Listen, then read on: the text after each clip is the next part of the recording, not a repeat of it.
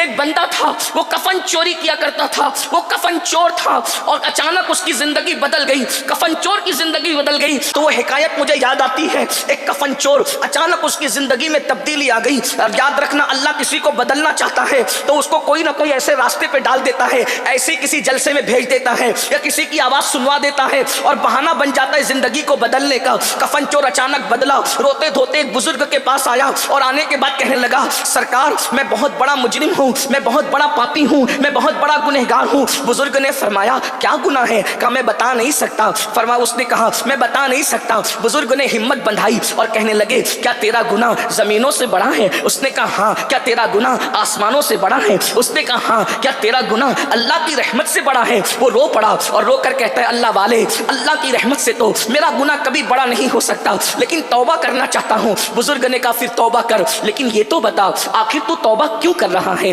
توبہ کرنے کی وجہ کیا ہے؟ وہ کفن چور کہتا ہے حضور میں نے آج ہی 5 قبریں کھولی تھی اور 5 قبروں میں اللہ نے مجھے اپنی نشانی دکھائی، بس اسی نے میری زندگی کو بدل دیا۔ اب ان 5 قبروں کا حال سنیے اور گفتگو مکمل ہوتی ہے۔ وہ جوان کہتا ہے حضور میں نے جب پہلی قبر کھودی، جب میں پہلی قبر میں کھود رہا تھا تو میں نے جب پہلی قبر کھودی تو پہلی قبر کھودنے پر میں نے کیا منظر دیکھا کہ اللہ اکبر، وہ جو اندر مردہ ہے، اندر جو مردہ ہے اس کا حال یہ ہے کہ اللہ اکبر اس کا منہ قبلے سے پھرا ہوا ہے، یعنی اس کا چہرہ جو ہم مرتے وقت قبر میں لٹاتے ہیں تو چہرہ قبلے کی طرف کر دیتے ہیں۔ وہ کفن چور اپنے پیر سے کہتا ہے، اپنے مرشد سے کہتا ہے میں نے دیکھا کہ اللہ اکبر میت کا منہ قبلے سے پھرا ہوا ہے اور اس کا منہ سور اور بندر کی شکل اختیار کر گیا ہے، سور اور بندر کی شکل اختیار کر گیا ہے۔ اللہ اکبر جب میں نے یہ منظر دیکھا اور قبر میں آنکھ بھڑک رہی ہے، یہ منظر دیکھ کر میں کفن چرانے کی بجائے بھاگنے لگا تو غیب سے آواز آئی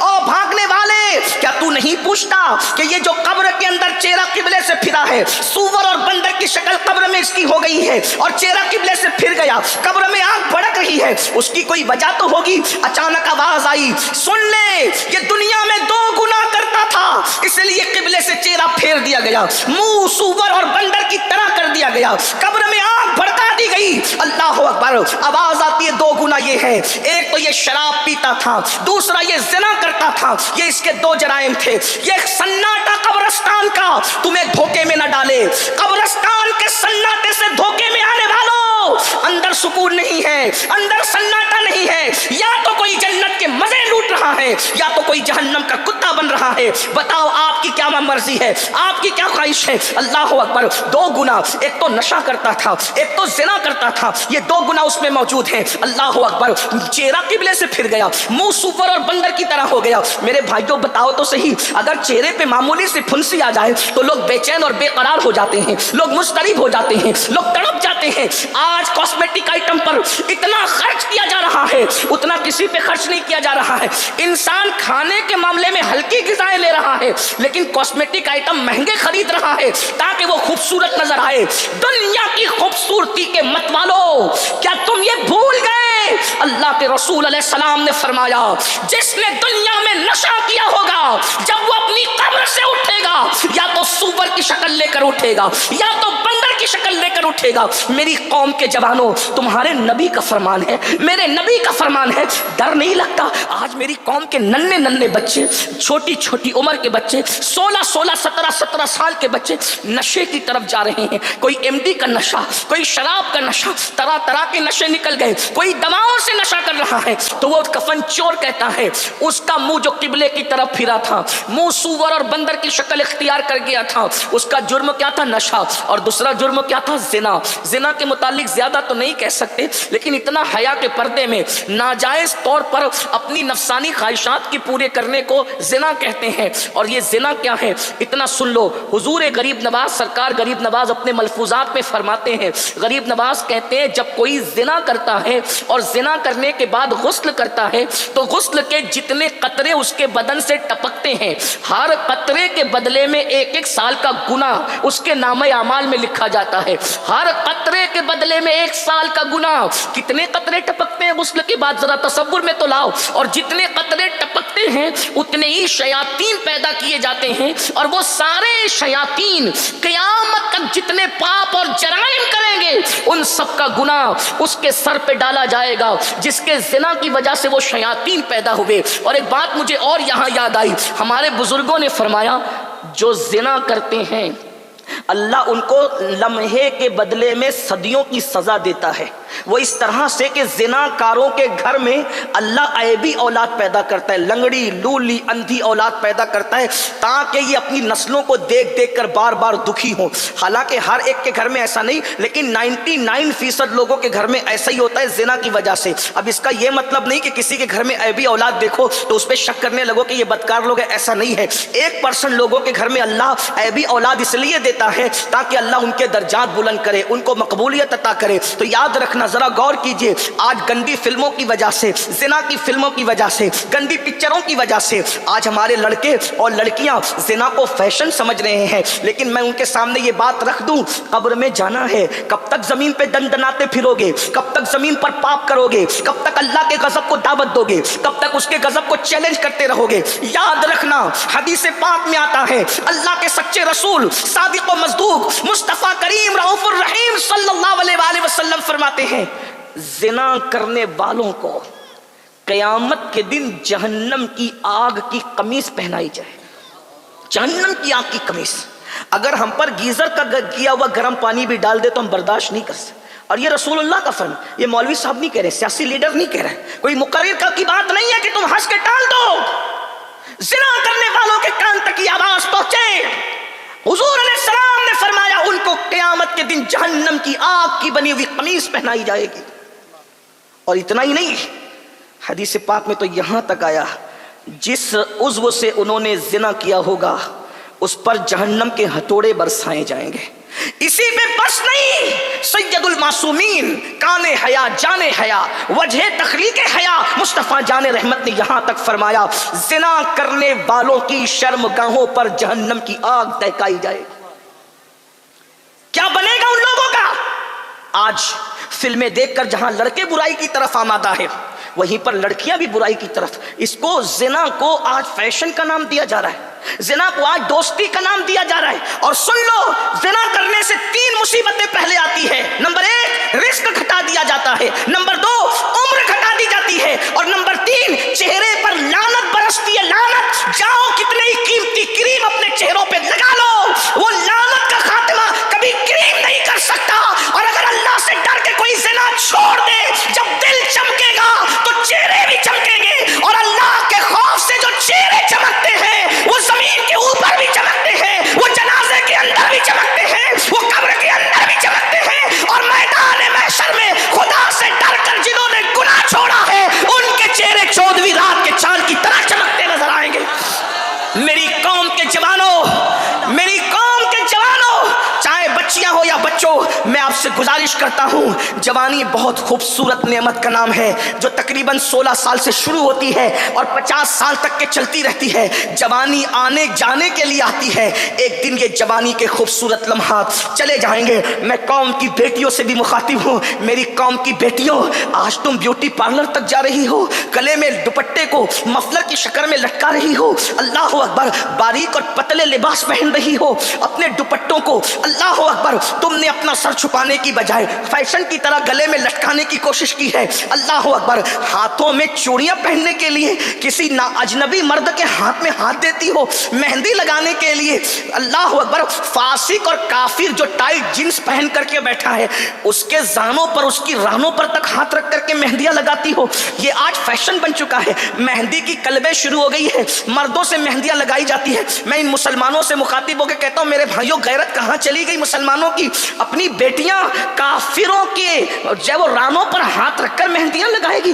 یہ ہاتھ کتنا قیمتی عورت کا, حضور نے کتنا, یہ ہاتھ عورت اپنے پیر کے ہاتھ میں بھی نہیں دے سکتی, اپنے امام کے ہاتھ میں بھی نہیں دے سکتی, چچا زاد بھائی کے ہاتھ میں بھی نہیں دے سکتی, پھپھی زاد بھائی کے ہاتھ میں بھی نہیں دے سکتی, خالہ زاد بھائی کے ہاتھ میں بھی نہیں دے سکتی. علماء کی توجہ چاہتا ہوں, ان کی معلومات میں اضافہ نہیں کروں گا لیکن ان کی دعا لوں گا کہ اگر غلطی کر رہا ہوں تو میری اصلاح کریں گے. بہت نازک جملہ کہہ رہا ہوں, یہ عورتوں کا ہاتھ اللہ کے रसूल ने फरमाया कि औरतें मेरे हाथ में भी नहीं दे सकती। रसूलुल्लाह सैयदुल मासूमीन, जिसके करीब से कभी गुनाह गुजर के भी नहीं जा सकता, खता जिसके करीब से कभी गुजर के भी नहीं जा सकती, हुजूर ने औरतों का हाथ अपने हाथ में नहीं लिया। जब औरतों ने कहा मर्द मुसाफा करते हैं और अपना हाथ आपके हाथ से टच करके अपने आप पे जहन्नम को हराम कर लेते हैं, हमें भी तो इजाजत दो कि हम अपना हाथ आपके हाथ में दे करके अपने आप को भी जहन्नम से बचा लें। तो फरमाया ला अफ़सा मिनन निसा, मैं औरतों से मुसाफा नहीं करता। अरे जब एक उम्मती नबी के हाथ में अपना हाथ नहीं देती तो तुम्हारा इतना जिगर कहां से आया कि तुम्हारी बेटियां चूड़ियां पहनने के लिए काफिरों के हाथ में अपना हाथ दे रही, मेहंदी लगाने के लिए काफिरों के हाथ में। औरत को हमने समझा क्या है और औरतों ने खुद को समझा क्या है? आजकल की औरतें फिल्म सीरियल यही तुम्हारे लिए आइडियल है। सैयदा फातिमा तो ज़हरा की जिंदगी को आइडियल नहीं बनाओगे? मुहर्रम के 3 दिनों में इमाम हुसैन के गम में रोने वालों, क्या रसूलुल्लाह की अम्मी जान की जिंदगी तुम्हारे लिए आइडियल नहीं बन सकती? शरबत और खिचड़ा सुन्नियत नहीं है, सिर्फ असल सुन्नियत तो अहले बैत का किरदार है, अहले बैत के नजरियात है। मैं अपनी कौम की बहनों से कहता हूँ, मर्दों के सामने बेपर्दा आ जाती, आधी आस्तीन के कपड़े पहनती है, पतले कपड़े पहनती है, बुर्के इतने खूबसूरत पहनती है कि ना देखने वाला भी देखे। आज से 900 साल पहले हुज्जतुल इस्लाम इमाम गजाली ने फतवा दिया था कि औरतें डिजाइन वाला बुर्का नहीं पहन सकती, इसलिए कि इस्लाम, तवज्जो, इस्लाम बुर्का पहनने का हुक्म नहीं देता, इस्लाम पर्दा करने का हुक्म देता है। इस्लाम ने बुर्के का हुक्म कभी नहीं दिया, इस्लाम ने हमेशा पर्दे का हुक्म दिया। वजह इसलिए कि हर बुर्का पर्दा बने जरूरी नहीं है, लेकिन हर पर्दा बुर्के का काम जरूर कर जाता है, इसलिए हमारे यहाँ पर्दे का हुक्म है, बुर्के का हुक्म नहीं। 17 हजार के बुर्के दुबई से मंगवा कर अपनी इज्जत नहीं बचा पा रहे हो, और सैयदा कायनात मखदूम कायनात सैयदा फातिमा ज़हरा की शान ये है कि दुपट्टे पर 17 पेवन लगे हैं। और गैरत का आलम यह है कि सगा बेटा भी, सगा बेटा सैयदा फातिमा के बाल न देख सका। किसी ने इमाम हुसैन से कहा, हुसैन तेरी माँ बहुत नेक, किसी ने इमाम हुसैन से कहा तेरी माँ बहुत नेक थी। मैं वल्लाह तूने सच कहा, क्योंकि जब मेरी माँ का विसाल हुआ मैं सिर्फ 7 साल का बच्चा था, सिर्फ 7, सगा बेटा, दूध पीने वाला बेटा। इमाम कहते हैं जब मेरी माँ का विसाल हुआ मैं सिर्फ 7 साल का था। उस 7 साल की उम्र में मैंने अपनी माँ को बगैर दुपट्टे के कभी नहीं देखा, मेरी माँ का दुपट्टा कभी सर से हटा हुआ मैंने नहीं देखा, यानी मैंने अपनी माँ के बाल कभी नहीं देखे। 7 साल का बेटा हुसैन जैसा शहजादा भी कह रहा है मैंने अपनी माँ के बाल सर के कभी नहीं देखे। मेरी माँ इतनी नेक थी कि 7 साल के बेटे ने भी उनके सर के बालों को नहीं देखा। और दुपट्टा क्या था? दुपट्टा क्या? पेवंदों का मजमुआ, पेवन का मजमुआ। एक दिन दुपट्टा इतना फटा दुपट्टा कि सैयदा पाक का दुपट्टा ओढ़ने के काबिल न रहा। बहनों की तवज्जो, आप सबकी भी तवज्जो, क्या हम अहले बैत से मोहब्बत की बात करते? सिर्फ हाथ चूमना अहले बैत नहीं, मोहब्बत अहले, सिर्फ नारे हैदरी लगाना यही मोहब्बत अहले बैत नहीं, सिर्फ इमाम हुसैन के नाम पर चंद रसूमात अदा करना यही मोहब्बत। असल मोहब्बत अहले बैत तो उनके किरदार और उनके अकीदे और उनके नजरियात को अपनाना है। मैं अपनी बहनों की तवज्जो, हर शादी के अंदर औरतें मेकअप करके जा रही, मेरी बहनों मेकअप करने की इजाजत है मगर शादी के लिए नहीं, शौहर के लिए। मेकअप करके वलीमे में जाने की इजाजत नहीं है, शौहर के लिए मेकअप करने की इजाजत है। मेकअप मना नहीं है, औरतें सज धज के बाजार में जा रही, जहन्नम में जाओगी। किसी का कुछ नहीं, मौलवी का तो कुछ नहीं बिगड़ने वाला, मौलवी तो अपनी जिम्मेदारी पूरी कर रहा है। आका फरमाते हैं जो औरत सिर्फ खुशबू लगा के घर से निकलती है, आका इरशाद फरमाते हैं और उसकी खुशबू लोगों को अपनी तरफ माइल करती है, ऐसी औरतें कयामत के दिन जानिया औरतों की हैसियत से उठाई जाएगी। बच्चियां कॉलेज में सज धज के जा रही है, सवर के जा रही है, मेरे आका फरमाते हैं जो औरतें सज धज के घर से निकलती है कि लोग उसको देखें, कयामत के दिन उसकी चमड़ी आग की कैंची से काटी जाए। मैं तो औरतों को देखता हूं तो मुझे इतना तरस आता है कि जो औरतें सिर्फ डांटने पे रो पड़े, ये अल्लाह का अजाब कैसे बर्दाश्त कर पाए। औरतें इतनी नाजुक मिजाज होती है डांटने पे। मैंने कई बार तजुर्बा किया कि कभी बदबू की जगह से गुजरना हो रहा है तो मर्द नॉर्मल चल रहे हैं, لیکن بدبو عورتیں اتنی نازک مزاج ہوتی ہے، اللہ ان کی نزاکت کو اور بڑھا دے، اتنی نازک مزاج کہ مرد بدبو میں نارمل چلتے عورت فوراً کپڑا رکھتی ہے۔ مجھے بتاؤ میری بہنوں، ہنسنے کی بات نہیں، جب تم گٹر کی بدبو برداشت نہیں کر پا رہی ہو تو تم جہنم کی بدبو کیسے برداشت کر پاؤ؟ جب تم کسی کی ڈانٹ برداشت نہیں کر پا رہی ہو تو وہ بڑے بڑے وہ ہتھوڑے جو جہنم میں اللہ نے تیار کر رکھے ہیں، حدیث پاک میں آتا ہے جہنم کا ہتھوڑا اتنا بڑا ہے کہ تمام جنات اور انسان مل کر بھی اس ہتھوڑے کو اٹھا نہیں سکتے، جس سے عذاب دیا جائے گا جہنمیوں کو۔ یہ حضور کی حدیث ہے صلی اللہ علیہ وسلم۔ تو بات دور نکل گئی، میں بات سمیٹتے ہوئے کیا عرض کر رہا تھا، سیدہ کائنات کا دوپٹہ اتنا پھٹ گیا ایک دن، استعمال کے قابل نہ رہا۔ تو مولا علی نے وہ دوپٹہ دیکھا تو کہنے لگے سیدہ آپ کا دوپٹہ اتنا پھٹ گیا ہے کہ یہ پہننے کے قابل نہیں ہے۔ لیکن یہ بات بھی بڑی ہے، اتنا دوپٹہ پھٹنے کے بعد بھی سیدہ نے مولا علی کو نہیں کہا کہ مجھے دوپٹہ لا کر دو۔ مولا کائنات کہتے ہیں فاطمہ جیسی عورت قیامت تک پیدا نہیں ہو سکتی، کیونکہ اس نے پوری زندگی مجھ سے کوئی فرمائش ہی نہیں کی، پوری زندگی مجھ سے کوئی کچھ نہیں مانگا۔ مولا علی کہتے ہیں پوری زندگی مجھ سے کچھ نہیں مانگا، کبھی فرمائش نہیں کی، اس لیے کہ فاطمہ مانگنے والی کا نام ہے ہی نہیں، فاطمہ تو دینے والی کا نام ہے۔ اس لیے کہ ہمارے مسلک میں یہ ہے، ہمارے مسلک میں یہ ہے کہ جب سیدوں کو شجروں سے نہ پہچانا جا سکے، شجرے خلط ملط ہو جائیں اور ہر کوئی صاحب شجرہ بننے لگے تو صوفیہ کہتے ہیں جب سیدوں کو شجروں سے نہ پہچانا جا سکے تو دو چیزوں سے انہیں پہچاننا، یا تو ان کی سخاوت سے پہچاننا یا تو ان کی معافی کی عادت سے ان کو پہچاننا۔ ارے جب سید اتنا دیتا ہے تو سیدہ کے دینے کی شان کا عالم کیا ہوگا؟ آؤ در زہرا پر پھیلائے ہوئے دامن، آؤ در زہرا پر پھیلائے ہوئے دامن، نسل ہے کریموں کی لجپال گھرانہ ہے۔ نعرہ تکبیر، نعرہ رسالت، ذکر سیدہ کائنات۔ ارے جس کے بیٹے اتنا دیتے ہیں کہ لوگ لے لے کر کہتے ہیں خواجہ ہند وہ دربار ہے آلات۔ نینوا والو، یہ کتنے نمبر کا بیٹا ہے سیدہ کا؟ کتنے نمبر کا بیٹا ہے؟ سیدہ فاطمہ الزہرا، ان کے بیٹے امام حسین، ان کے بیٹے امام زین العابدین، ان کے بیٹے امام محمد باقر، ان کے بیٹے امام محمد جعفر الصادق، ان کے بیٹے امام موسیٰ کاظم، ان کے بیٹے سید محمد ادریس، ان کے بیٹے سید ابراہیم، ان کے بیٹے سید عبدالعزیز، اور ان کے بیٹے سید عبدالعزیز کے سید نجم الدین، ان کے بیٹے سید غیاث الدین، اور ان کے بیٹے سیدنا معین الدین غریب نواز۔ جب اتنے بعد کا بیٹا اتنا سخی ہے تو اس کی اوپر کی دادی کتنی سخی ہوگی؟ آؤ در زہرا پر پھیلائے ہوئے دامن، نسل ہے کریموں کی لجپال گھرانہ ہے، اور بھیک مجھ کو بے طلب دیا، تو بڑی سخی ہے فاطمہ۔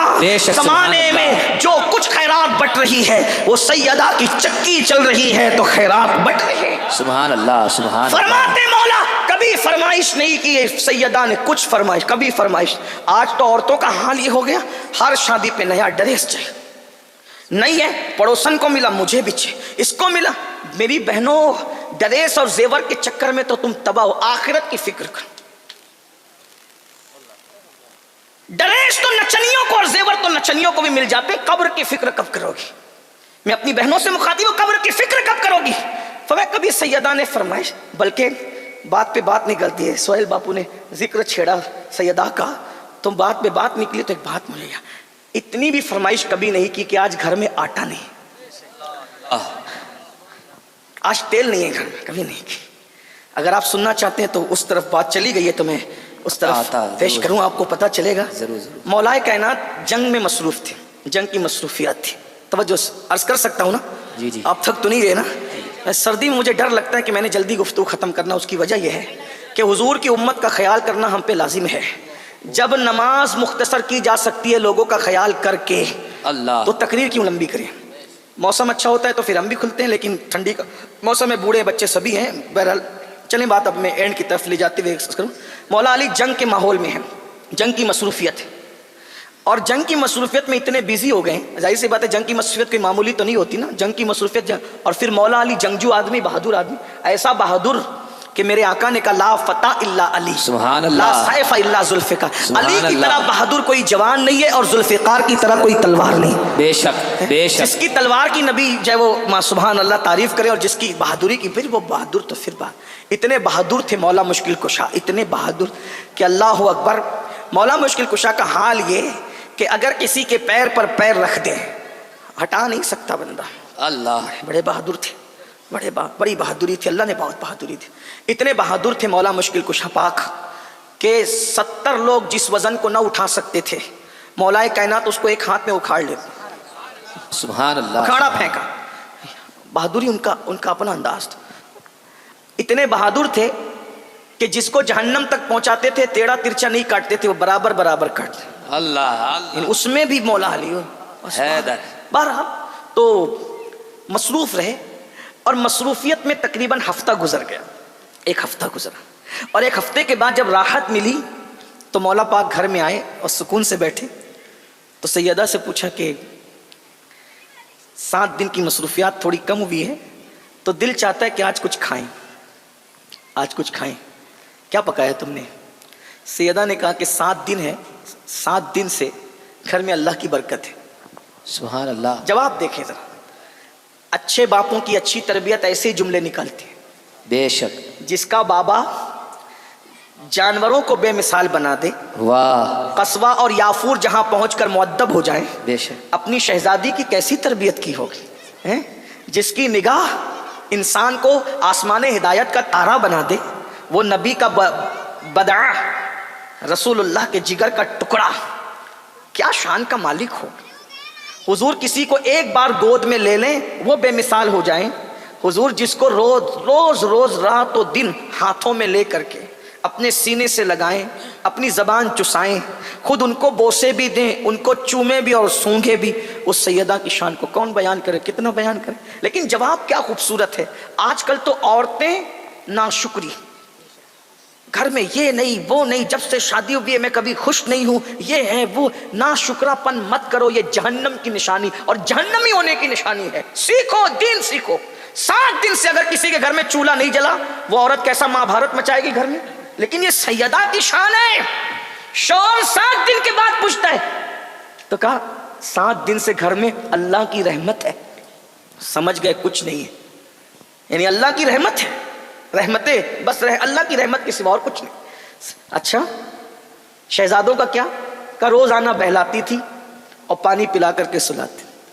کربلا میں بھوک اسی لیے ڈگمگا نہ سکی کہ وہ پہلا اتفاق نہیں تھا بھوکے اور پیاسے رہنے کا، بچپنے سے تربیت ہو رہی تھی۔ بے شک، بے آپ شک، کیا سمجھتے ہیں رمضان شریف میں پہلا دوسرا روزہ لوگوں کو بھاری اس لیے پڑتا ہے کہ عادت نہیں ہوتی نا، جس کو عادت ہو اس کو بھوک اور پیاس کوئی اہمیت نہیں رکھتی۔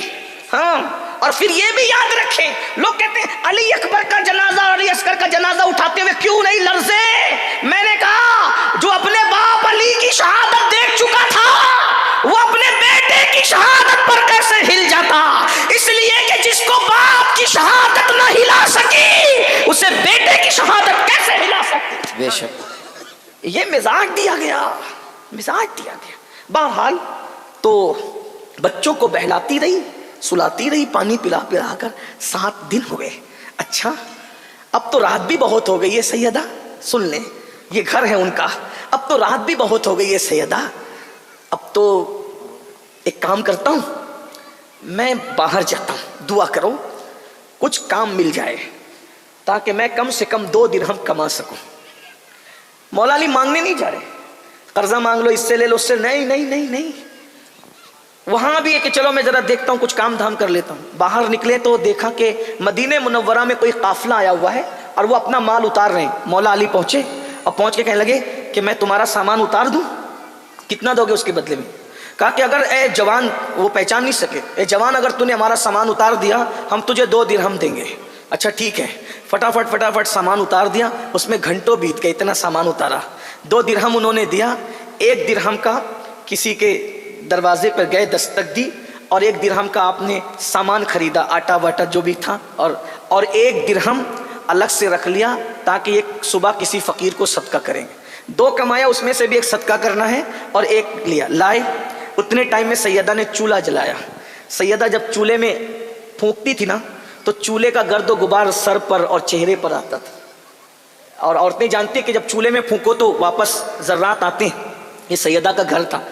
फूंक रही है, चला रही है। रोटी बनाई तो रोटी कितनी बनी? 3 रोटी बनी। उसमें जितना आटा आया था 1 दिरहम में 3 रोटी बनी। एक रोटी मौला अली को रख दी, एक रोटी के 2 टुकड़े करके दोनों शहजादों को रख दिया और एक रोटी अपनी कनीज को दे दिया। एक रोटी कनीज को दे दिया। और जब मौलाए कायनात खा चुके, फरमाया कि तुमने खाया? कहा कि 3 ही रोटियां बनी थी ना, एक आपको दे दी, 2 एक में से 2 टुकड़े करके शहजादों को खिला दिया और कनीज का भी हक था उसको, तो आप, मैंने पानी पी करके मैंने सब्र कर लिया। अल्लाह, ये अल्लाह। 8वां दिन, 8वां सीरियल देखकर जिंदगी गुजारोगी तो तलाक की नौबत आएगी, और सैयदा को देखकर जिंदगी गुजारोगी तो तुम्हारा घर जन्नत निशान बन जाएगा। बेशक। सैयदा पाक दुपट्टा इतना फटा, इसी पे बात आगे चली थी, बात को पूरी कर दें। दुपट्टा इतना फटा कि पहनने के काबिल न रहा। तो मौला मुश्किल कुशा ने कहा, फातिमा तुम्हारा दुपट्टा फट गया है, ये पहनने के काबिल नहीं रहा है। कहा कि हाँ मैं भी महसूस करती हूँ। तो कहा तुम्हारे अब्बा जी से तलब कर लो, वो तो सबको अता करते हैं। सैयदा ने क्या कहा पता है? हया आती है ना अब्बू से मांगने के लिए। सारा जहान जिससे मांगता है, कहते हैं हयात चलो हम चलकर तुम्हारी सिफारिश करते हैं। गई हैं, जाने का क्या था, बाजू में ही घर, अभी भी बाजू में ही है। मस्जिद नबी में 2 ही हुजरे बचे हुए, बाकी सब खत्म हो गए। एक तो सैयदा का हुजरा है और एक तो सैयदा आयशा का। 2 हुजरे, अभी भी 2 हुजरे मौजूद हैं। जो हम ताला देखते हैं, जहाँ दरवाज़ा है हुजूर अलैहिस्सलाम के मज़ार में जाने का जो दरवाज़ा है, जो दरवाज़ा है सैयदा के हुजरे में लगा है। यानी अभी भी हुजूर बता रहे हैं कि जाहिर में भी मेरे पास आना हो। वाह वाह, सुभान अल्लाह, सुभान अल्लाह, नारे तकबीर। इस आलमे जाहिर में भी अगर मेरे घर में आना हो तो सैयदा के यहाँ से हो कर क्या, यानी अब भी कोई मुनकिर, गुस्ताख रसूल, बिदती, कैसा ही सड़े हुए अकीदे वाला, अगर हुकूमत से इजाजत लेकर हुजूर के हुजरे तक जाना चाहें तो हुजूर के हुजरे तक जाने के लिए दरवाज़े सैयदा से गुजरना उसके लिए ज़रूरी है। यानी बताया जा रहा है, अरे जब जाहिर में सैयदा के दर के बगैर मेरे घर में नहीं आ सकता तो हकीकत में आले रसूल का दामन छोड़कर रसूल तक कैसे पहुंच सकता है। इसीलिए तो सरकार नज़मी ने भी कहा था, मिलता है मुस्तफ़ा का दर आले रसूल के तुफैल। गौर करें, सैयदा फिर सैयदा है, सैयदा फिर सैयदा है। हुजूर के पास आए, आने के बाद मौला ने कहा, आका फातिमा तो ज़हरा का दुपट्टा इतना फट गया है कि पहनने के काबिल नहीं। आका ने फरमाया, अभी हुजूर का अंदाज देख, अभी बद्र व ओहद के यतीमों का हक देना बाकी है, मैं अपनी बेटी को कुछ कैसे दे दूँ।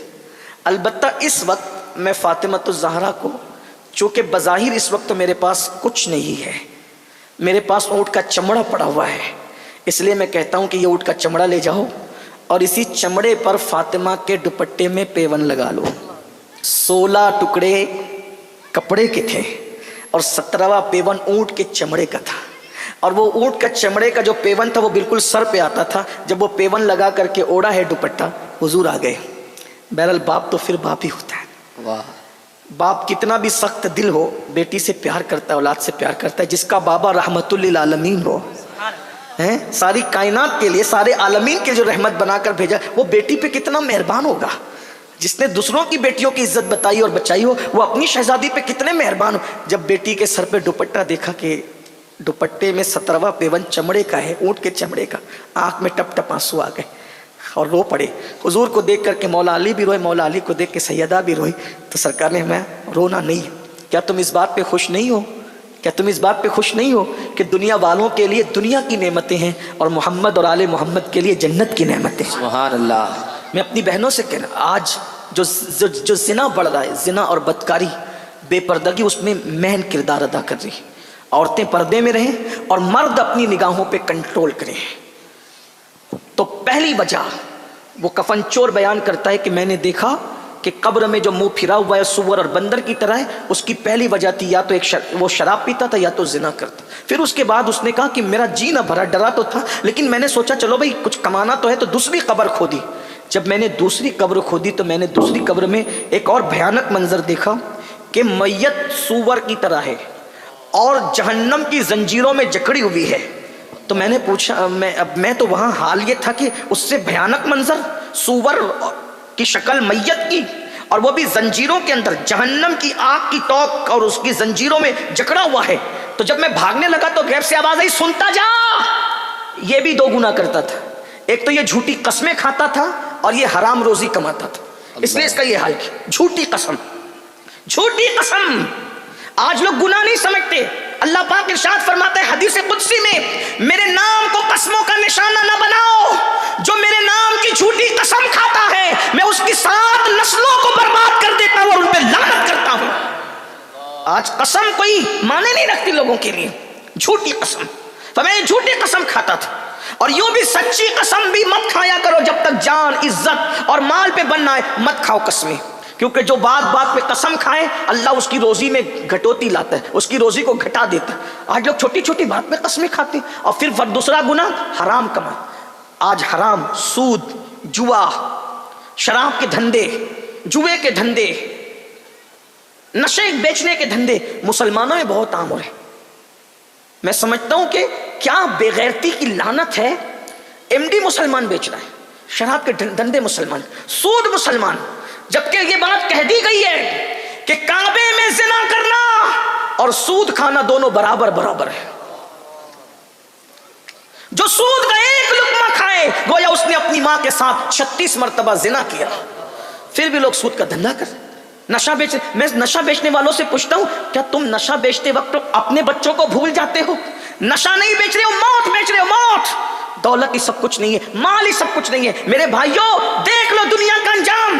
ارے حلال کمانے والے اپنی قبر میں کیا لے گئے جو ہم حرام کما کر اپنی قبر میں لے جائیں گے؟ قرآن کہتا ہے لا تنس نصیبک من الدنیا, دنیا سے اپنے نصیب کا مت بھولو, سوائے کفن کے کچھ نہیں لے جاؤ گے. ارے خود کی زمین میں دفن ہونا بھی نصیب نہیں ہوگا, دفن بھی ہوں گے تو قبرستان میں. کون سے نشے میں ہو, اس گھمنڈ میں ہو. قارون کا خزانہ اس کے ساتھ گیا, نمرود کی دولت اس کے ساتھ گئی, فرعون کی دولت اس کے ساتھ گئی, بخت نصر کی دولت اس کے ساتھ گئی. ہمارے ساتھ کیا جائے گا؟ اس لیے حرام سے بچو, حرام روزی سے بچو, حلال کی طرف آؤ.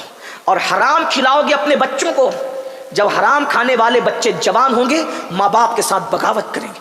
آج اگر ہمارے بچے ہمارے باغی ہو رہے ہیں, وجہ ہم نے ان کو حلال کتنا کھلایا, کتنا حلال کھلایا.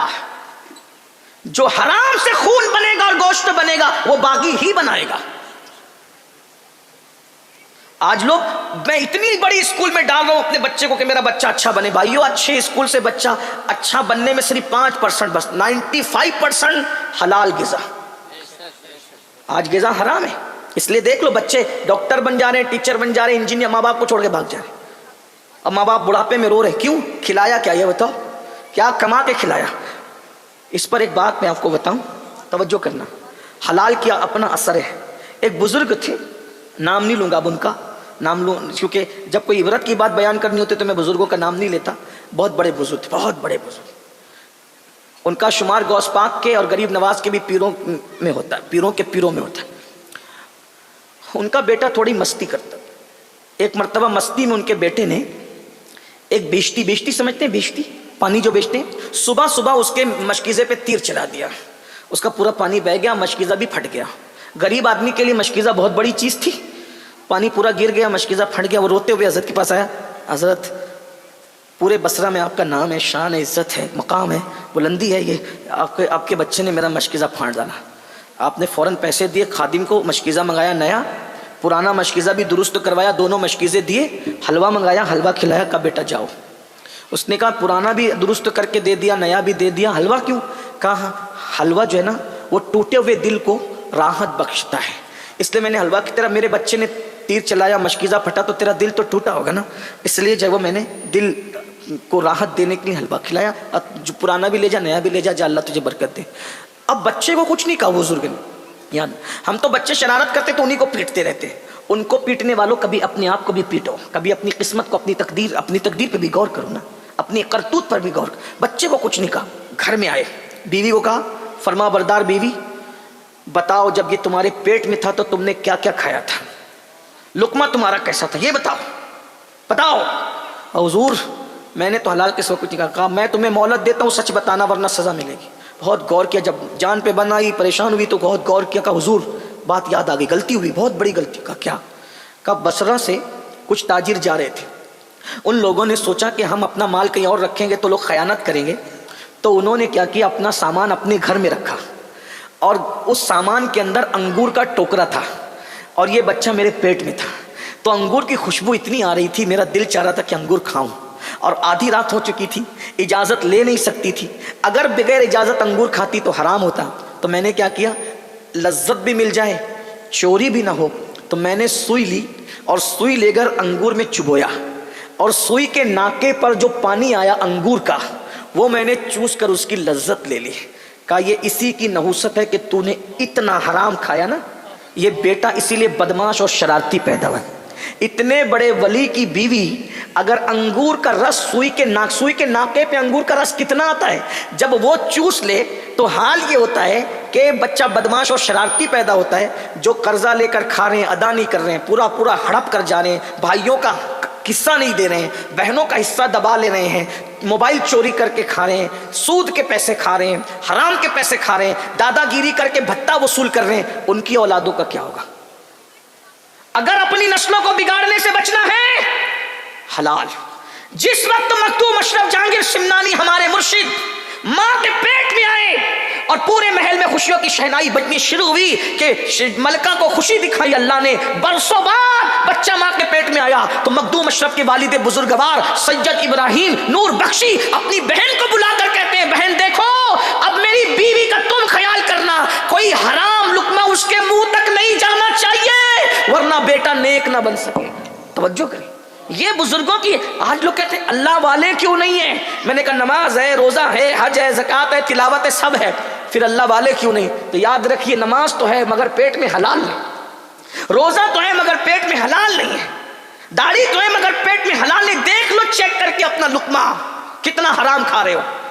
تو فرمایا آواز آئی, یہ قسمیں کھاتا تھا اور حرام کھاتا. پھر بولا وہ میں وہاں سے بھاگا, پھر میں نے تیسری قبر کھودی. تو جب میں تیسری قبر پر پہنچا تو میں نے کیا دیکھا, ایک بندہ ایک گدی سے اس کی زبان باہر نکلی ہوئی ہے کتے کی طرح, اور اس کے پورے جسم میں آگ کی کیل ٹھوکی ہوئی ہے, کتے کی طرح زبان لٹکی ہے اور آگ کی کیلیں اس کے جسم میں ٹھوکی ہوئی ہے. یہ منظر دیکھ کر کے جیسے میں بھاگنے لگا تو غیب سے آواز آئی, یہ نہیں پوچھے گا کہ یہ کون تھا. اس میں بھی دو گناہ تھے, یہ لوگوں کی غیبت کرتا تھا, چغلی کرتا تھا, اور دو لوگوں کے درمیان لڑائی لگاتا تھا, جھگڑا لگاتا تھا, اس لیے کتے کی طرح اس کی زبان لٹک گئی اور اس کے پورے جسم میں جہنم کی آگ کی کیلیں ٹھوک دی گئی. یہ قبر ہے. آج بھی لوگ غیبت کرتے ہیں, غیبت مطلب اس کے پیچھے اس کی برائی, اس کے پیچھے اس کی برائی, اور فرمایا الغیبت اشد من الزنا, کہ زنا سے بڑھ کر غیبت ہے, زنا سے برا کام غیبت ہے. اللہ اکبر. اور چگلی ادھر کی ادھر, ادھر کی ادھر.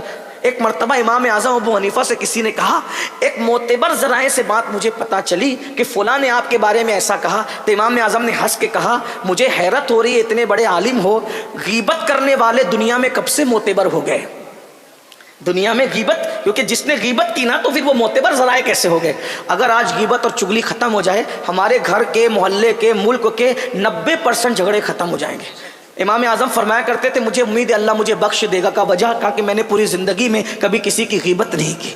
آج ہم غیبت میں مبتلا ہیں, چگلی میں مبتلا, لڑا رہے ہیں, جھگڑا رہے ہیں, بھائی بھائی میں لڑائی لگا رہے ہیں, اور اسی طریقے سے جو ہے وہ محلے محلے میں لڑائی لگا رہے ہیں, پیر و مرشد میں اور مریدوں میں لڑائی لگا رہے ہیں, اسی طریقے سے پڑوسی پڑوسی میں لڑائی لگا رہے ہیں, ننن بھاوج میں لڑائی لگا رہے ہیں, ساس بہو میں جھگڑا لگا رہے ہیں, اسی طریقے سے دیورانی جٹھانی میں جھگڑا لگا. یاد رہو کتے کی طرح زبان لٹکے گی قبر کے اندر اور جسم میں کیلیں ٹھوکی جائے گی. اس پہ میں اب زیادہ نہیں کہتا, چکے وقت بھی میرا پورا ہو رہا ہے اور بہت لمبی گفتگو میں اتنا کرتے کرتے کر چکا. آخری میں 2 باتیں اور سن لیں, لیکن یہ بات میں آپ کو کہہ دوں, غیبت اور چگلی سے بچو.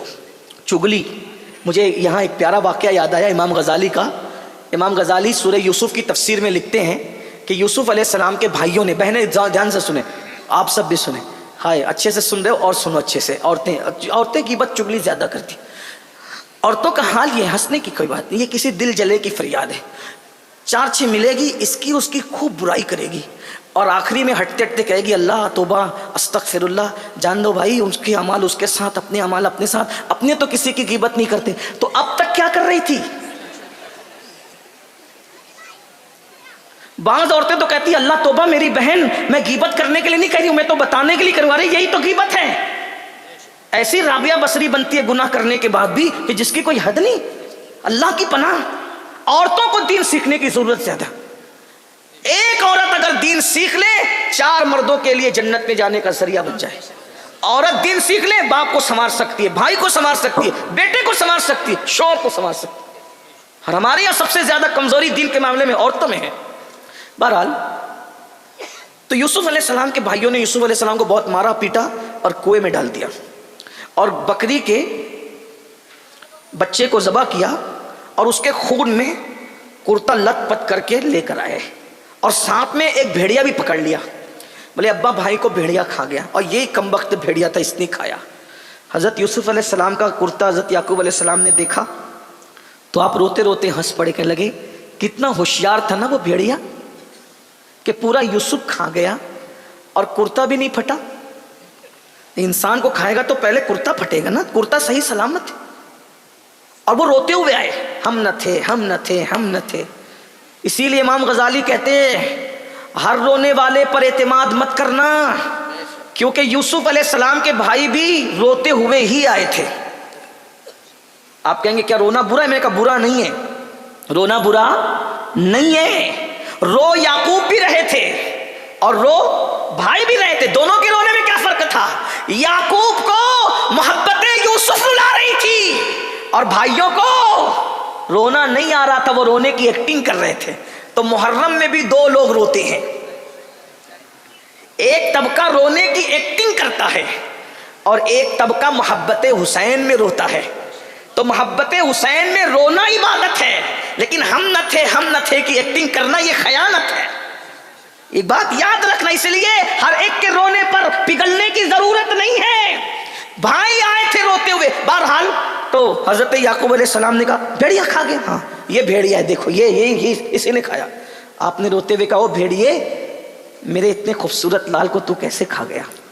تو بھیڑیے نے حضرت یعقوب پیغمبر تھے، نبی تھے نا، ان سے بات کی. اللہ کے نبی میں بھیڑیا ضرور ہوں لیکن میں نے آپ کے بیٹے یوسف کو نہیں کھایا کیونکہ مجھے معلوم ہے وہ اللہ کا نبی ہے اور اللہ کے نبی کو کھانا جانوروں پر حرام ہے. جانور اللہ کے نبی کو نہیں کھا سکتا، مٹی اللہ کے نبی کو نہیں کھا سکتی، جانور اللہ کے نبی کو نقصان نہیں پہنچا سکتے. تو اس لیے وہ تو نبی ہے، صدیق ہے، میں کیسے کھا سکتا ہوں؟ میں نے نہیں کھایا. کہا پھر کیا ہوا؟ کہا جو ہوا میری آنکھوں کے سامنے، میں نے سب دیکھا. کہا بتا کیا ہوا؟ میں نہیں بتاؤں گا. بھائی لوگ تو نہیں سن رہے تھے نا یہ سب بات، کیونکہ نبی تھے یعقوب علیہ السلام.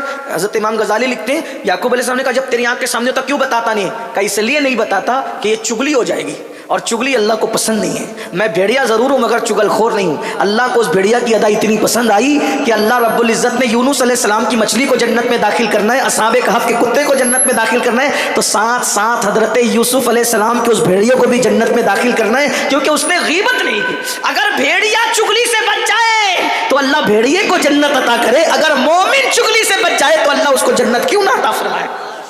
چگلی سے بچ نہیں کرنا کسی کی، ادھر کی بات ادھر نہیں کرنا، بہت خراب بات، بہت بری بات ہے. 90% جھگڑے گھر کے ختم ہو جائیں گے. چھوٹے چھوٹے بچوں کو بھی بتاؤ کہ چگلی نہیں کرنا. چوتھی بات کہ جب وہ کہتا ہے کہ میں چوتھی قبر پہ پہنچا تو میں نے دیکھا ایک سنسنی خیز منظر تھا کہ مردے کو آگ میں الٹ پلٹ کر رہے تھے فرشتے. اس کو سمجھانے کے لیے بتاؤں کیسے؟ جیسے مرغی تندوری بھونتے ہیں تو کیسے اس کو پلٹتے ہیں، سمجھانے کے لیے کہہ رہا ہوں، یہ ہنسنے کی کوئی بات نہیں. تو ایسے اس کو مردے کو آگ میں وہ تپا رہے، جہنم کی آگ میں الٹ پلٹ کر رہے تھے اور اس کو آگ کے گوزوں سے مار رہے تھے. مجھ پر اتنی دہشت طاری ہوئی کہ میں برداشت نہ کر سکا اور میں قبرستان سے نکل کر کے بھاگا تو غیب سے آواز آئی سن لے یہ وہ کم بخت ہے جو نماز نہیں پڑھتا، اسی لیے اس کو قبر میں آگ پہ، جہنم کی آگ پہ. آپ تو سوچ رہے ادھر کہ مست مزے سے قبر میں سو رہے، مست مزے سے نہیں.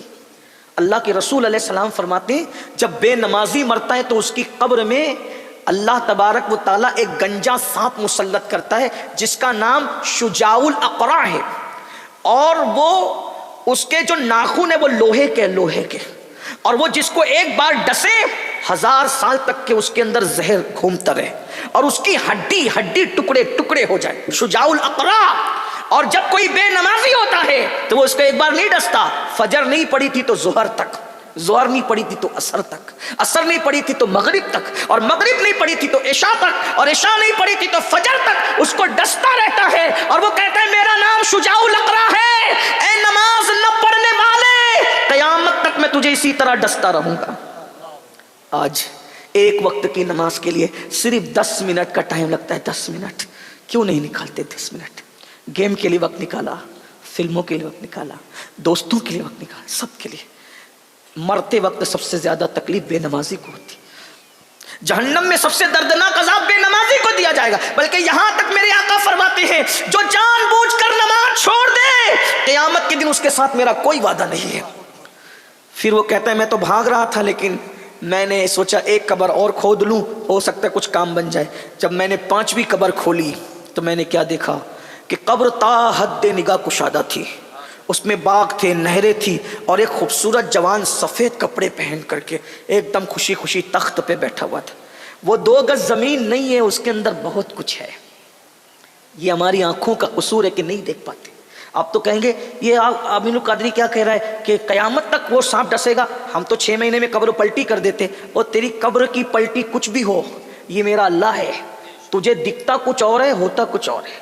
اگر اللہ عذاب دکھا دینا تو دنیا ختم ہو جائے، تو اللہ عذاب سب کو دکھاتا نہیں، وہ اللہ والوں کو دکھاتا ہے یا جس کو چاہتا ہے دکھاتا ہے، سب نہیں دیکھ سکتے عذاب۔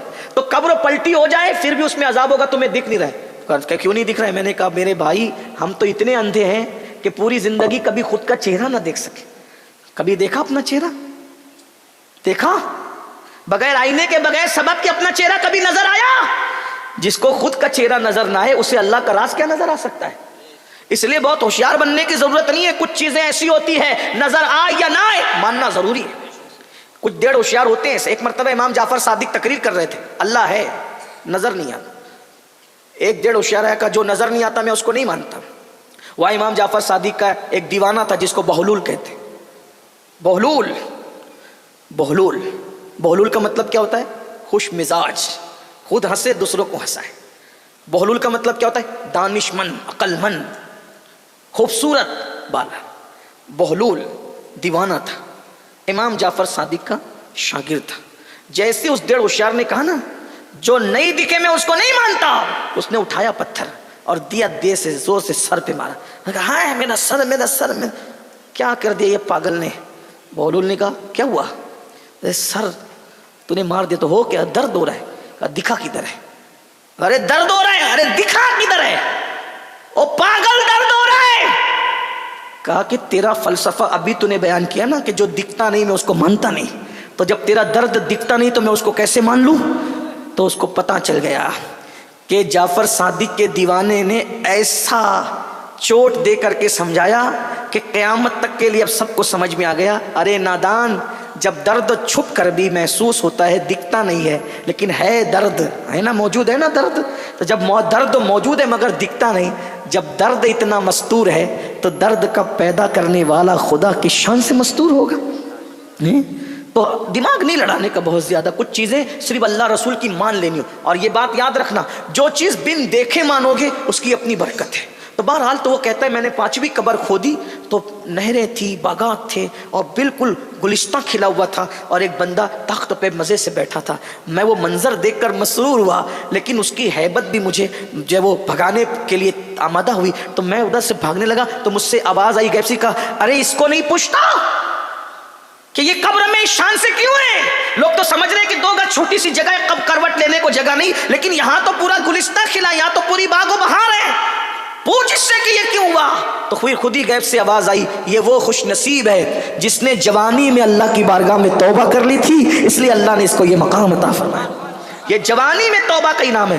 بڑھاپے میں تو بھیڑیے بھی سدھر جاتے، جب کسی کے کام نہیں آتے تو پھر ہاتھ میں تسبیح لینا اور بغل میں مصلی، پھر وہ مزہ نہیں رہتا۔ اگر سدھرنا ہے تو جوانی میں سدھرو، سنورنا ہے تو تاش کے پتے چھوڑ دو، جوا چھوڑ دو، شراب چھوڑ دو، اللہ کی بارگاہ میں توبہ کر لو، کیونکہ حدیث پاک میں آتا ہے اللہ فرماتا ہے جو جوان جوانی میں توبہ کرے میں اس کو اپنا محبوب بندہ بنا لیتا ہوں۔ ایک حدیث میں یہاں تک آیا کہ جب کوئی بندہ جوانی میں توبہ کرتا ہے تو اللہ 40 دن تک آسمان میں نور کی قندیلیں روشن فرماتا ہے، اور فرشتے ایک دوسرے سے کہتے ہیں جوان نے توبہ کی ہے، جوان نے توبہ کی ہے, جوان نے توبہ کی ہے, اس خوشی میں نور کی قندیلیں روشن کی گئی ہے. اور ایک بات یہ بھی یاد رکھنا, جوانی کی توبہ اللہ کا مقبول بندہ بنا دیتی ہے. بات جوانی کی آئی ہے تو یہاں تک حدیث پاک میں آیا ہے کہ جو جوان حرام سے بچے, اللہ کی عبادت کرے, اللہ اس کو 70 صدیقوں کا ثواب عطا کرتا ہے اور اللہ اس کو فرشتوں کے مانند قرار دیتا ہے. فرمایا جو جوانی میں حرام سے بچے, اللہ فرماتا ہے وہ میرے بعض فرشتوں کے مانند ہے میرے نزدیک. اور یہ بھی فرمایا میرا حقیقی بندہ وہی ہے, میرا محبوب بندہ وہی ہے جو جوانی میں توبہ کر. جوانی کی توبہ کی بات آئی تو میں آپ سے اب صرف چند منٹ لے کر کے بتاؤں کہ جوانی کی توبہ کیا ہے اور اس کا انعام کیا ہے. ایک جوان تھا, اس کا نام عبداللہ تھا, بغداد میں رہتا تھا, خوبصورت بہت تھا, بہت نیک باپ کا بیٹا بھی تھا. نیکی کے آثار اس جوان میں بھی تھے.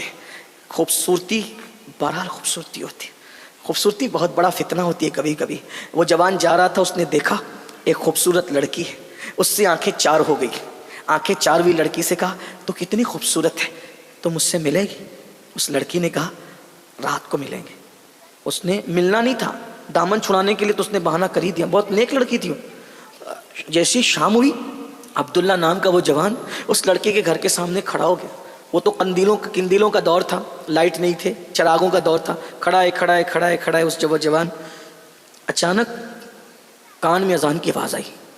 عبداللہ ایسا جیسے لگتا ہے کسی خواب سے اچانک بیدار ہوا ہو, کسی نے کچوکے دیے جھٹکا. جیسی وہ بیدار ہوا اذان کی آواز سے, اس نے اپنے من ہی من میں کہا عبداللہ مغرب کے بعد سے تو آیا ہے, عشاء کی اذان ہو گئی, اور عشاء کی اذان ہوئی تو وہ لڑکی آئی نہیں, اتنی دیر بعد بھی وہ لڑکی نہیں آئی. لیکن جیسی مؤذن نے کہا الصلاۃ خیر من النوم, تو اس کی حیرت کی انتہا نہ رہی. میں مغرب سے عشاء تک نہیں کھڑا رہا, میں تو مغرب سے فجر تک کھڑا رہا. فجر ہو گئی, وہ ظالم حسن کی ملکہ دھوکہ دے گئی, اس کو نہ آنا تھا نہ وہ آئی. اچانک ضمیر نے کچوکے دی, عبداللہ ایک لڑکی کے لیے پوری رات کھڑا رہا, لیکن اس کے عشق میں تجھے پتا بھی نہیں چلا کہ رات کھڑا ہونا کس کو کہتے ہیں. ارے نادان, لڑکی کی بجائے اگر تو اللہ کے محبت میں عشق کے حق میں کھڑا ہوتا تو پھر تجھے کیا مرتبہ ملتا. بس یہ سوچ کر مسجد کی طرف وہ جوان گیا, خوب رویا, خوب توبہ کی, مولا معاف کر دے, تجھے چھوڑ کے کہیں اور جا رہا تھا, تجھے چھوڑ کے کہیں اور جا رہا تھا, تجھے چھوڑ کے کہیں اور. میں اپنے نوجوانوں سے کہتا ہوں, بیٹوں سے بھی, بیٹیوں سے بھی, بہنوں سے بھی اور بھائیوں سے بھی, یہ جوانی دیوانی ہوتی ہے, اس کو کسی لڑکے لڑکی کی محبت میں برباد مت کرو. آج نشہ ہو, شراب ہو, خودکشی ہو, یہ ساری چیزیں افیئر کی وجہ سے ہو رہی ہے, زیادہ تر ناجائز تعلقات کی وجہ سے ہو رہی ہے. یاد رکھنا, اگر دل ہی لگانا ہے تو اس سے کیوں دل نہیں لگاتے جو اللہ کا محبوب ہے. دھوکے بازوں سے کیوں دل لگاتے, کیوں کسی کے چکر میں ہو؟ اسلام اس کی اجازت نہیں دیتا. وہ نوجوان خوب رویا, خوب توبہ کی, نماز پڑھی, سورج نکل آیا, اشراق پڑھی, خوب رویا, اللہ کو منایا, چاشت پڑھی, مولا اب کبھی نہیں جاؤں گا اس طرف, گناہ کی طرف نہیں جاؤں گا, برائی کی طرف نہیں جاؤں گا. چاشت کے بعد جب سورج چڑھ گیا تو عبداللہ اپنے گھر کی طرف جانے لگا. تو عبداللہ نے کیا دیکھا کہ سر پر بادل سایہ کر رہے. مسجد سے بڑے میاں بھی نکلے تھے, تو بڑے میاں کو عبداللہ نے کہا اللہ والے, اے اللہ والے. بڑے میاں نے عبداللہ کو کہا اللہ والے, تو کتنا اللہ والے, تیرے سر پہ بادل سگا. بابا رات کیسے گزری وہ تو ہم جانتے ہیں, ہم کوئی اللہ والے نہیں ہیں اس اعتبار سے جس اعتبار سے آپ کہہ رہے ہیں. ہم کوئی اللہ کے مقرب نہیں ہیں اس اعتبار سے جس کو اللہ والا کہا جاتا ہے. ہم تو گنہگار ہیں, رات کیسے گزری ہم جانتے ہیں, آپ اللہ والے ہیں بابا. بڑے میاں خوش ہو گئے. لیکن جب دونوں کا رستہ بدلا تو بادل کا سایہ عبداللہ کے سر پہ تھا, بڑے میاں کے سر پہ نہیں تھا. بعد عبداللہ رو پڑے, روتے کا مولا میں نے توبہ کی تو نے میری کتنی عزت بڑھائی کہ بادل میرے سر پہ سایہ کرتا ہے. اب کبھی برائی کی طرف نہیں جاؤں گا, نیک بنوں گا, پوری زندگی تیری راہ میں گزار دوں گا. اور جب نیک ہی بن رہا ہوں تو عالم بن جاؤں, مفتی بن جاؤں, فقی بن جاؤں, کوئی اچھا استاد تلاش کر لوں. استاد ڈھونڈنے نکلے, نصیبے نے یاوری کی, اور وہ عبداللہ استاد ڈھونڈتے ڈھونڈتے اس کے دروازے پہ پہنچ گئے جسے دنیا امام الائمہ، سراج الامہ، کاشف الغمہ، کروڑوں اربوں خربوں حنفیوں کے امام اعظم ابو حنیفہ کی شاگردی نصیب ہو گئی۔ اور وہ عبداللہ نے اتنا پڑھا کہ اس عبداللہ کو علم حدیث کی وجہ سے لوگوں نے امیر المومنین فی الحدیث کا، فقہ اتنا پڑھا، امام الفقہا کہا، تصوف اتنا پڑھا، شیخ المشائخ کہا۔ اور اسی عبداللہ کو دنیا عبداللہ ابن مبارک کے نام سے جانتی ہے۔ امام اعظم کہا کرتے تھے اگر قیامت میں اللہ مجھ سے پوچھے گا اے نعمان میرے لیے کیا تحفہ لایا ہے تو میں عبداللہ ابن مبارک کو پیش کر دوں گا، اسی کے ذریعے میری مغفرت ہو جائے گی۔ دیکھو جوانی کی توبہ نے کہاں تک پہنچایا۔ امام بخاری کے دادا استاد ہیں عبداللہ ابن مبارک، امام اعظم کے شاگرد ہیں، یہ صوفیہ کے بھی استاد ہیں، یہ وہ بزرگ ہیں۔ فضیل بن عیاض کا نام سنتے ہیں، اللہ اکبر، ان کے بھی استاد عبداللہ ابن مبارک۔ تو یاد رکھیے جوانی میں توبہ کرو گے اس کا انعام یہ ملے گا۔ بڑھاپے میں ٹھیک ہے توبہ، میں کسی کو مایوس نہیں کرتا، لیکن جوانی میں نیکی کے جذبات بھی جوان ہوتے ہیں، برائیوں کے جذبات بھی جوان ہوتے ہیں۔ آؤ سب مل کے توبہ کریں اللہ کی بات میں۔ توبہ کرتے ہو پہلے بتاؤ کون کون توبہ کرتے ہیں، ہاتھ اٹھاؤ۔ ماشاء سب کر، ایسے نہیں، اچھے سے اٹھاؤ۔ اچھے کام کے لیے ہاتھ اٹھانا اچھی بات ہے، سب اٹھائے رکھو نا بھائی، زبردستی نہیں ہے، جسے کرنا ہے وہی۔ جو توبہ کرتا ہے وہ اللہ والا بن جائے، اللہ کا محبوب بن جائے۔ مردوں کو کہا تھا لیکن عورتوں کے جذبات کتنے ہیں دیکھیے کہ خواتین نے بھی اٹھایا، اللہ ان کے بھی ہاتھ اٹھانے کی لازم۔ بولو آج سے توبہ کرتے ہو؟ نماز چھوٹے گی آج سے؟ بولو نماز چھوڑو گے؟ نہیں چھوڑو گے نا انشاءاللہ؟ اٹھا کے رکھیں آج، ذرا ہم بھی دیکھیں، فرشتوں گواہ بنائیں، نماز چھوٹے گی آج سے؟ جو عشاء پڑھ کے نہیں آئے پہلے عشاء پڑھیں گے، فجر بھی پڑھیں گے انشاءاللہ، حرام سے بھی بچیں گے، غیبت چگلی سے بھی بچیں گے۔ بولیے استغفر اللہ ربی من کل ذنب واتوب الیہ۔